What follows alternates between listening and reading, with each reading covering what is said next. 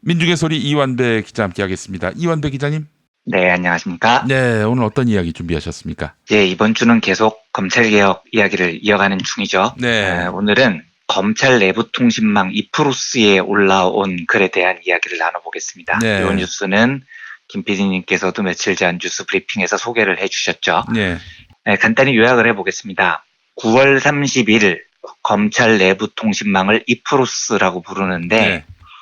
여기에 총장님 왜 그러셨습니까? 라고 예. 시작되는 글이 올라왔습니다. 네. 게시자는 인천지검 부천지청 소속 장진영 검사라고 하고요. 예. 글이 굉장히 길어요. A4 예. 용지 4장 분량이라고 합니다. 그리고 상당히 반어적인 표현으로 윤석열 검찰총장에 대한 응원을 보낸 글입니다. 이 글의 형식은 윤석열 총장님 도대체 왜 그런 짓을 하셨습니까? 라고 비판하는 형식이지만 내용은 사실 그 윤 총장을 열렬히 응원하는 반어적 표현으로 구성이 되어 있습니다. 네. 예를 들면 대통령으로부터 신임을 두텁게 받으시어 여러 반대에도 불구하고 총장님까지 되셨는데 왜 이리 은혜를 모르십니까? 지난 정권 때도 정권 눈치 살피지 않으시고 국정원 댓글 수사하시다가 여러 고초를 겪으셨으면서 또다시 그 어려운 길을 가시려는 이유가 무엇입니까? 현 정권의 공신대우를 받으며 편안히 지내실 수 있었을 텐데 어찌 그리 성향이 바뀌지 않으시고 한결같으십니까? 신임 장관 관련 수사를 이리 열심히 하지 않으셨다면 오명을 쓰지 않았을 텐데 왜 이리도 정권의 신임이 두터우신 장관님 관련 수사를 열심히 하십니까? 아무리 정치적 이해타산을 하지 않으시는 분이라 하셔도 조금만 생각해보면 무엇이 이루어질지 아실 텐데 지지율도 높고 총장님을 그리도 신임하는 여당 쪽과 내통하시지 왜 지지율이 상대적으로 낮은 야당과 내통하셨습니까? 야당과 내통했다고 그러는 거예요? 이거는 칭찬한 거라고 보기 어렵지 않습니까? 전혀 아니죠. 네. 네, 저 열심히 지금 다 비꼬고 있는 겁니다. 아, 그래요? 우리 네. 이완배 기자님도 지금 비꼬고 계시는 거예요? 네. 지지율도 높고 총장님을 그리도 신임하는 여당 쪽과 내통하시지 왜 그러셨습니까? 뭐 이런 내용이 쭉 이어집니다. 예. 하여튼 이 글의 요지는 비꼬는 겁니다. 특히 은혜를 모르십니까? 라거나 네. 지지율 높은 여당 쪽과 내통하시지 지지율이 낮은 야당과 내통하셨습니까? 요 대목은 네.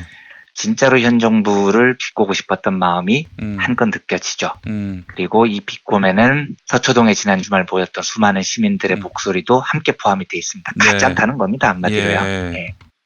네. 우선 본론으로 들어가기 전에 3가지 전제할 것이 있습니다. 첫째, 이 글은 윤석열 총장한테 쓴 글의 형식을 빌고 있지만 사실 장진영 검사가 온 국민에게 던진 메시지라고 봐야 됩니다. 이프로스라는 검찰 내부 통신망에 올린 글이기 때문에 우리끼리 보려고 쓴 글이다. 이건 진짜 멍멍이 소리인 겁니다. 그렇지. 왜냐하면 이프로스가 외부의 접근이 엄격하게 제한된 검찰 내부 통신망이긴 한데요. 네. 언젠가부터 검사가 여기에 글을 올리면 언론에 다 공개가 됐습니다. 네. 심지어 2011년 중앙일보에는 내부 통신망이라고 이젠 외부와 뚫린 공개 게시판, 논란의 중심, 법원 코트넥과 검찰 이프로스라는 제목의 기사까지 실렸습니다. 네. 당시 중앙일보 기사를 보죠. 법원과 검찰 내부에서는 내부 통신망 게시판이 정치적 의도를 가진 일부 구성원에 의해 악용되고 있다는 비판도 나온다. 네. 내부 구성원들 간 소통의 공간이 되어야 할 내부 통신망 게시판이 사회 갈등을 부추기는 사회적 매체로 변질됐다는 지적이다. 법원과 검찰에 침묵하는 다수는 내부 통신망에 올라오는 글을 더 이상 순수한 중정으로 받아들이지 않는 분위기다. 법원과 검찰 안팎에서는 논란이 된 글의 작성자가 특정 집단의 이익을 대변하라는 의도가 있다거나 선거 출마 등 정치적 의도가 있다는 소문이 돌곤 한다. 물론 당시 중앙일보가 이 기사를 쓴 건 보수적인 검찰을 옹호하려고 쓴 의도가 아닙니다. 그렇죠? 반대 의도가 있겠지만 어쨌든 당시에도 이미 이프로스라는 검찰 내부 통신망은 보수 언론에 의해서 정치적 의도를 가진 구성원에 의해 악용되고 있다는 비판이 나온 지 오래됐습니다. 네. 즉 이 말은 여기에 글을 올리는 사람은 어쨌든 사회에 대해서 자기의 의견을 밝히고 있었다는 거죠. 저는 일단 이게 장진영 검사의 행동 중에 매우 비겁한 행위라고 생각을 합니다. 정식으로 인터뷰를 하는 것도 아니고요. 아니면은 SNS에 올리면 될 글을 네. 내부 통신망에 올리는 이유가 뭐겠습니까? 도망갈 구멍을 마련해 놓는 거죠. 문제가 생기면 나는 내부 통신망에 올렸는데 뭐가 문제냐 이런 태도입니다. 예. 공개될 걸 미리 다 알고 있었어요. 그러면서도 이렇게 합니다. 이건 매우 비겁한 거죠. 네. 둘째로 총장님 왜 다수의 편에 붙지 않았어요? 왜 권력의 편에 서지 않았어요? 이런 단어들도 매우 비겁합니다. 왜냐하면 이게 진짜 얄팍한 글재주인데 네. 마치 이런 단어들을 쓰면서 자기와 윤석열 총장, 검찰이 권력에 맞서는 약자 같은 이미지를 설계하기 때문입니다. 그렇죠. 예, 근데 우리나라 검찰 권력이 약자냐고요. 그렇지. 검찰이 편들고 있는 권력이 약자입니까? 그래서 저는 도망갈 구멍을 전제로 하는 투쟁은 늘 비겁하다고 생각을 하는 쪽입니다. 왜냐하면 정말로 절박한 투쟁은 퇴로가 없는 투쟁입니다. 근데 우리나라 검사들은 저런 짓을 하고 나면 우리 사회의 진정한 강자들로부터 칭찬을 받습니다. 보수 세력이 칭찬을 하죠. 네. 이런 경우는 퇴로가 탄탄한 정도가 아니고 퇴로가 그냥 고속도로인 겁니다. 그런데 그런 탄탄한 고속도로를 뒤에 깔아놓고 약자 코스프레를 하는 게 굉장히 역겨운 거죠. 비겁한 행동입니다. 셋째로 요건 뭐 여담인데 사실 저는 이 글을 보면서 내용에 동의하냐 반대하냐 이걸 떠나서 제가 이제 글 쓰는 직업을 가진 사람이니까요. 네네. 글의 수준이 너무 유치해서 조금 읽기가 힘들더라고요. 그러니까 이 장검사는 나름대로 비꼬는 걸 잘해보겠다고 반어법이라는 글의 기술을 쓴 건데 예. 그리고 글의 문단 시작마다 총장님 왜 그러셨습니까? 이런 문장을 거듭해서 사용을 하죠. 그런데 이런 기교는 신화 연설문에서 종종 쓰는 형식인데 네. 매우 자주 보는 형식이어서 이런 기교의 글을 쓸 때는 글을 좀 잘 써야 됩니다. 네. 비꼬는 것도 수준이 있게 비꼬아야 되는데 장검사의 글은 정부와 민주시민들을 조롱한다고 글을 썼는데 문장이 너무 예상되는 문장들만 나오는 거예요. 예, 그러니까 너무 재미없는 표현만 가득해서 그런 글에 기교만 잔뜩 부리니까 모르겠습니다. 글을 쓰는 사람 입장에서 저는 조금 거북하더라고요. 아무튼 글이라도 좀 잘 썼으면 제가 즐겁게 읽었을 텐데 뭐 그것도 아닌 것 같아서 조금 읽기가 힘들었습니다. 네. 자, 여기까지는 여담이고요. 지금부터는 본론입니다. 네. 행동경제학에서는 우월감 확신이라는 이론이 있습니다. 사람들은 자기 자신을 실제보다 훨씬 더 중요한 인물이라고 착각하는 경향이 강합니다. 쉽게 말하면 자뻑심리라는 건데요. 네. 인간에게는 이 자뻑심리가 본질적으로 내재되어 있습니다. 근데 문제는 이게 중독성이 있다는 겁니다. 예, 이게 신경과학적으로 입증이 된 사실인데 예. 사람들이 자뻑 증상을 발휘할 때 중추신경에서 묘한 쾌감 호르몬이 발산됩니다. 그래서 이 쾌감에 한번 중독되면 자뻑을 멈출 수가 없다는 겁니다. 아이고 이런. 예, 그러니까 사람들이 다 일반적으로 자뻑이 좀 있는데 이게 반복되다 보면 마약처럼 중독된다는 거죠. 달리 샤롯이라는 학자가 강의 도중에 학생들에게 이런 질문을 합니다. 내 사교성이 상위 25%에 든다고 생각하는 사람 손 들어보세요. 이러면 학생들 중 90%가 손을 번쩍 든대요. 예, 상위 25%에 든다는 건 사교성이 100명 중 25명 안에 든다는 건데 정작 투표해보면 100명 중 90명이 나는 25등 안에 들어요 라고 손을 든다는 거잖아요. 대부분 사람들이 자뻑이 있다는 거죠. 네. 운전 능력 물어봐도 그렇답니다. 내 운전 능력이 상위 25%에 든다고 생각하는 사람 손 들어보세요. 청취자 여러분들 어떠십니까? 내 운전 능력이 상위 25%에 든다고 생각하는 사람 한번 손 들어보세요 하면 예. 백발백중 100명 중에 90명 이상 나옵니다. 절대 이럴 수가 없어요. 예. 100명 중에 25명만 상위 25%입니다. 그런데 사람들은 내 운전 능력이 늘 상위 25% 안에 들 거야 라는 자뻑이 다 조금 있다는 거죠. 네. 그런데 이 자뻑이 문제가 있습니다. 점점 더 심해지면 사태 파악을 잘 못합니다. 잘 되면 내 덕, 잘못되면 남 탓 이렇게 되죠. 샤롯 교수가 이런 실험도 해요. 중간고사를 무지하게 쉽게 냅니다. 점수들을 다 잘 받았겠죠. 네. 그럼 학생들 반응을 보면 역시 난 똑똑해입니다. 내가 공부를 너무 열심히 했어. 그러니까 네. 점수 잘 받았어입니다. 그리고 기말고사를 일부러 무지하게 어렵게 냅니다. 그러면 성적이 박살이 나죠. 다시 학생들 설문을 받아보면 선생이 이상해. 선생이 잘못 가르쳤어. 예. 선생이 문제를 이상하게 내서 이 반응이 훨씬 많다는 겁니다. 잘 되면 내 덕, 잘못되면 남 탓 이렇게 되죠. 특이한 점은 이런 자뻑 중독 현상은 많이 배운 사람들일수록 잘 나가는 사람들일수록 훨씬 심해집니다. 듀크 대학교 경제학과 팀이 미국 주요 대기업 재무책임자들, CFO라고 불리는 사람들한테 앞으로 주가를 예측해 보세요라고 물어본 적이 있는데 네. 이 통계가 무려 16,000건을 돌린 어마무시한 양의 통계입니다. 그런데 잘 나간다는 대기업 재무 최고 책임자들 예상과 실제 주가의 상관관계는 아예 없거나 아니면 상관관계가 반대로 나타납니다. 이 정도면 대기업 재무 책임자의 주가 예측 능력은 원숭이보다도 못한 거거든요.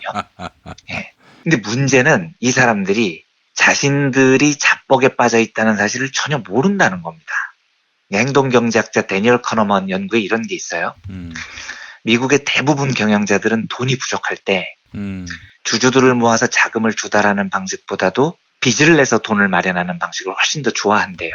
왜냐하면 주주들을 모아서 투자를 받으면 물론 잘못됐을 때 위험은 여러 주주들이 공동으로 지게 되죠. 근데 나중에 잘 됐을 때도 이익을 나눠야 됩니다. 이게 싫다는 거죠. 반면에 은행에서 빚을 내면 망하면 이제 진짜 나 혼자 쫄딱 망하는 건데 예.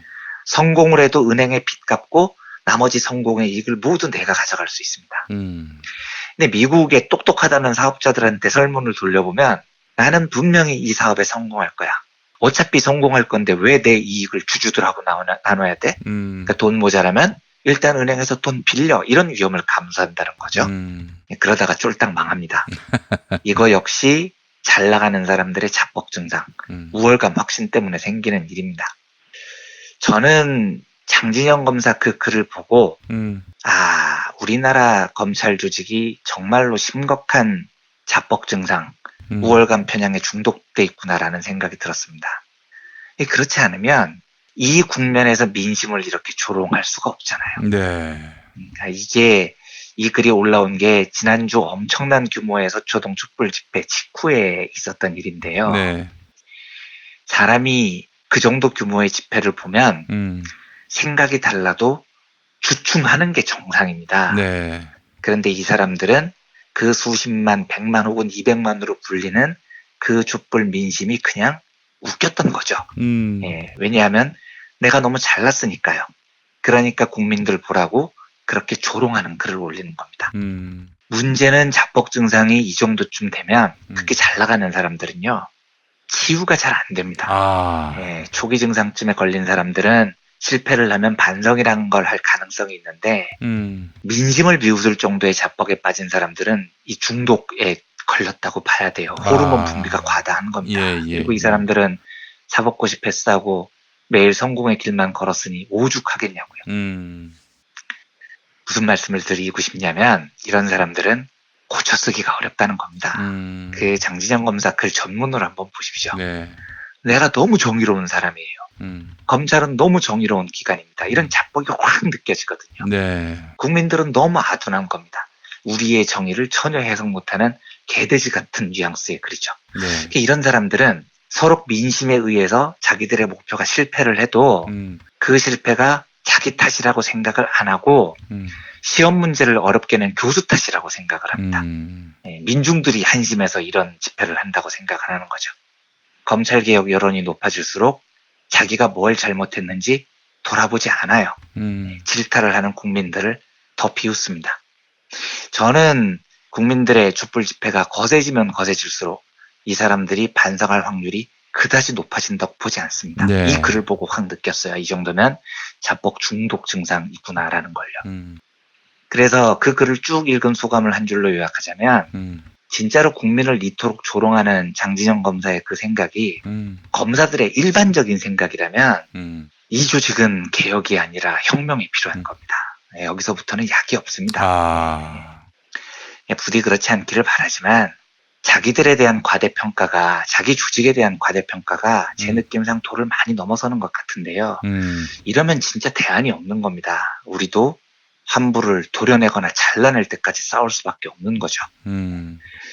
반성하기를 바라는데 반성할 기미가 보이지 않아서 이 싸움이 정말 끝까지 갈지도 모르겠다는 의지가 생기기도 했습니다.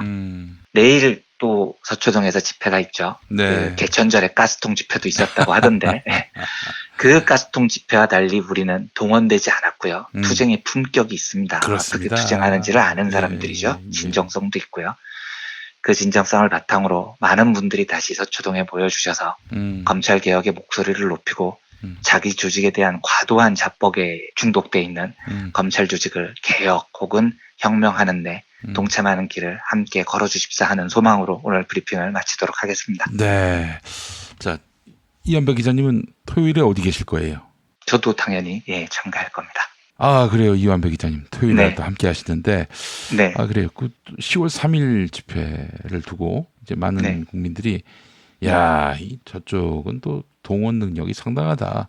대단하더라고요. 예.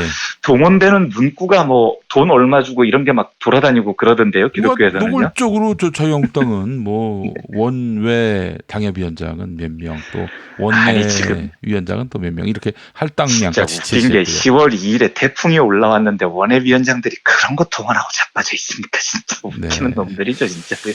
이게 저는 확실히 그런 거에 뭐 사람들이 놀랄 것도 없고 와 대단한데 이렇게 뭐 감탄할 것도 없어요. 아니 동원돼서 그 채우는 거 돈만 있으면 되는 거 아닙니까? 또 걔네들은 돈이 있는 거고.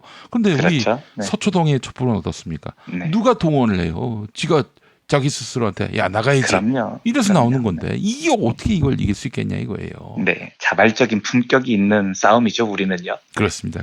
아마 그래서 뭐 검찰 사회가 저기 광화문 집회 때문에 우리의 우군이 저렇게 많은데 우리가 힘내야지 이렇게 생각할 리 만무합니다. 왜냐하면 그렇죠. 네. 검찰은 똑똑하거든요. 자뻑을 한다는 거는 네. 기본적으로 뭐 아무것도 미천도 없고 뭐 무슨 아무런 판단 능력도 없는데 자뻑하진 않아요. 예. 네, 그렇습니다. 그 때문에 보수가 저 광화문에서 또 굉장히 대형을 넓혀서 섰더만요. 그 사진으로 풀샷으로 찍으면은 굉장히 많아 보이게 한 측면도 있고요. 하여튼 뭐 참 뭐랄까요. 연민의 정을 느꼈습니다.